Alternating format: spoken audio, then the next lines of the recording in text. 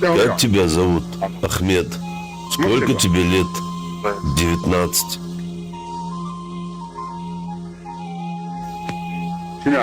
Ты в семье старший или младший? Я единственный ребенок в семье. Ты единственный ребенок в семье, но все равно вышел. Асхаб, ты же знаешь, если он единственный ребенок в семье, ты должен его отпустить. А что, я его держу, что ли? И вообще, я тоже единственный ребенок в семье.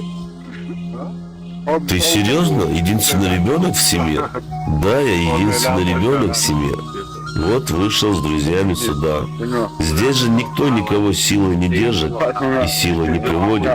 Здесь все добровольцы. Люди сами выходят. Да будет доволен вами Аллах, а мы будем помнить вас вечно.